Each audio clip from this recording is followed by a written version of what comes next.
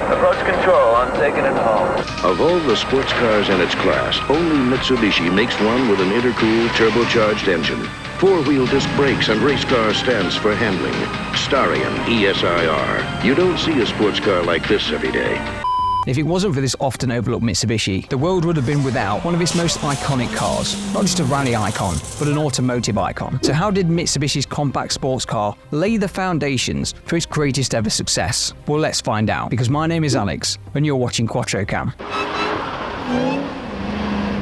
The origins of Mitsubishi's push to create a world-beating Grand Touring sports coupe traces back to the rise of the American muscle car genre in the early 1970s, as affordable high-performance vehicles like the Ford Mustang, Chevrolet Camaro, and Plymouth Barracuda became popular with younger buyers. A new segment was born, a segment that would prove very profitable for those involved. Seeing the success of these new American performance machines, Japanese automakers realized there was a great potential to bring their own competitor to steal some of this ever-growing market.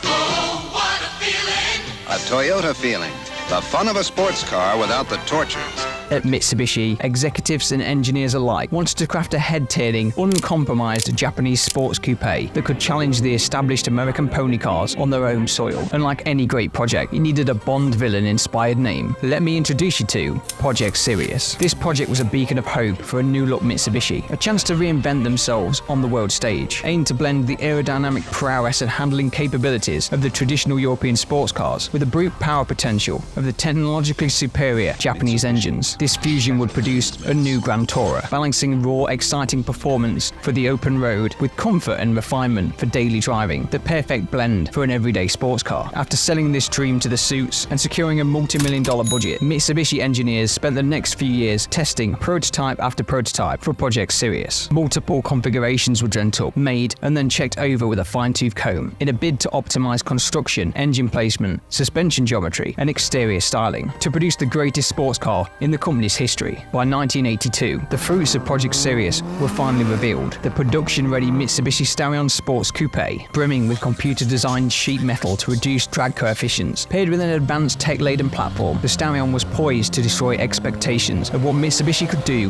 with their cars. Bearing sleek, tapered lines and a wide stance promising performance like no Mitsubishi before it, the production Starion captured the American muscle car spirit while packing innovative Japanese engineering as Mitsubishi's entrant to directly challenge icons like the Chevrolet Corvette and Porsche 911. The Starion aimed to introduce a new level of world-class driving enjoyment to the masses, something its competitors could not. Its restrained but aggressive looks embodied Mitsubishi's proud statement to push technological boundaries and make enthusiasts take notice. This was their Buzz Lightyear moment. The Starion's styling screamed speed and power. The years of hard work and multiple prototypes produced a machine capable of sustained high-performance running to match anything else on the market. For Mitsubishi, the sophisticated Starion captured the company's hardcore engineering spirit, its motorsports experience lending itself to an ambitious package, showcasing precision Japanese craftsmanship on a worldwide scale. This was uncharted territory for Mitsubishi. Incorporating advanced technologies new to mass production models, the Starion was a huge step forward for the market. Speaking of steps forward, we're on a mission to hit 15,000 subscribers by the end of this year. So if you've already hit the like button because you love this video, why not hit the subscribe button too and help us reach that goal together. Now back in the land of the Starion, the base naturally aspired 2-litre inline 4 in the standard Starion models was good. What really cemented the Starion's position amongst sports car elite was the boosted ESIR variant, known as the GSIR in Japan or just the Turbo in Europe. Its range-topping 2-litre 4G63B turbocharged engine cranked out a then absurd 173 horsepower in street trim, with later models going a step further to just shy of 200 horsepower. This force-fed motor catapulted the top-shelf Starion Coupe into a different performance bracket entirely compared to early Japanese sports cars. Acceleration and top speed now sparred with the most prestigious European sports coupes on the market. The Porsche 911 of the early 80s had 180 horsepower. This young upstart from Mitsubishi was posting Porsche-challenging numbers from day one. Crucially, the top-spec model did not rely solely on brute power. They had some high-tech handling mods too. Engineers paired the 4G63 with a bunch of chassis and suspension technologies, enabling the Starion to handle the turbocharged might with ease.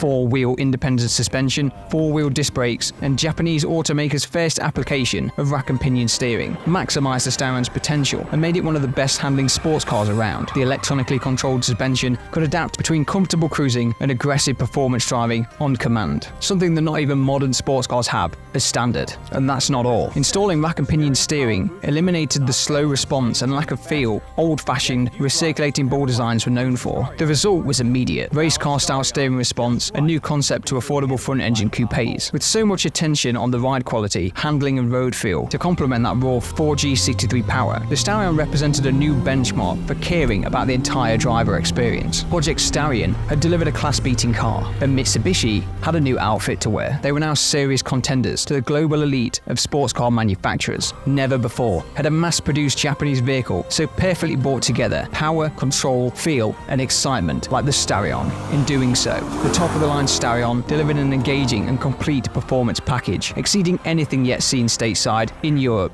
or in the home markets of Japan. There were clear reasons motivating such high standards and focus on that turbocharged power plant. Mitsubishi had its sights set on taking its sports coupe to the track. The key link explaining the Starion's impressive Porsche-shattering pace was Mitsubishi's development of turbocharged 4-cylinder engines for motorsports. By 1982, Mitsubishi was hammering international rally stages with their Lancer EX2000 turbo race car. Engineers realized the immense power potential of turbocharging and the durability required for sustained competition use. The Starion's range-topping 4G63 engine family shares direct DNA and engineering with the Lancer rally cars, world-beating turbocharged 4G63 power plants. Essentially, Mitsubishi homologated over 5 years' worth of racing experience into the engine of the road-going Starion variant. It wasn't just the engine that made the Starion a race car from its inception. The car utilizes a body-on-frame construction mirroring Mitsubishi's rally cars. Project Sirius always intended to have a race car at its conclusion. And since competition required manufacturers to produce a minimum number of street vehicles, engineers essentially built the Starion as a road-legal homologation model for rallying, incorporating much technology crossover from Mitsubishi's Group B rally program. This relationship explains the Starion's impressive performance credentials, whilst also foreshadowing Mitsubishi's later motorsports successors in the late 1980s. Given the close ties to racing, Mitsubishi always intended to bring the Starion into top-flight racing competition. As Group B competition reached a fever pitch in 1984, engineers went all in on developing an extreme competition variant, the Starion 4-wheel drive rally prototype. Stretching, widening, and heavily modifying the Starion provided room for a mid-mounted engine configuration. Further lifting from Mitsubishi's rally parts bin, the Starion 4-wheel drive prototype featured sophisticated all-wheel drive technology, sending boost from a massaged 2-litre turbocharged 4G63 to all 4 wheels. This evolved machine promised blistering Group B performance that aimed to pick up where the successful but aging Lancer EX2000 Turbo left off. However, after a series of fatal accidents in 1986, the FIA governing body abruptly cancelled Group B racing entirely overnight. The Group B format was scrapped, leaving the ambitious competition variant with no room to shine. This could have been a disaster for Mitsubishi, who had invested heavily in the project. But when one door closes, another opens, and Mitsubishi would need no encouragement to walk through it. Much of the rally variant's sophisticated all-wheel drive system was migrated into the Galant VR4 homologation special, debuted in 1988. The Galant was exceptional and deserves its own video. It carried Mitsubishi's Group A rally hopes and proved immensely successful.